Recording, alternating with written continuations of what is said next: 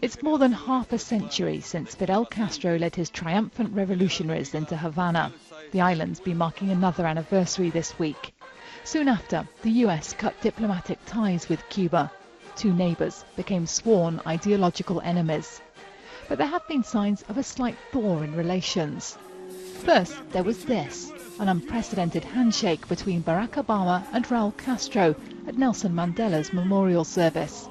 Officially, both sides played down the significance, but it came after President Obama suggested that US policy on communist Cuba needed updating. Then this week came high-level talks in Havana. The official agenda was migration, but encounters between US and Cuban officials are so rare that multiple topics were on the table. Afterwards, the US envoy called the meeting constructive and said relations had taken on a more respectful tone in recent months. He suggested that things could change even further. The United States wants a new relationship with Cuba.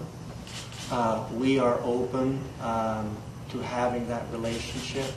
We, at the same time, want to have that opening reflect from the Cuban side a respect for Cubans to express themselves freely.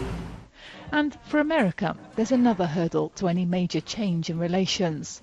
Alan Gross is serving 15 years in prison here for importing illegal satellite equipment. He was setting up uncensored internet points for a US government aid agency, and Cuba saw his work as subversive. The US used the migration talks to press again for his release. And just before the latest talks began, came this reminder of how long the standoff with the US has lasted.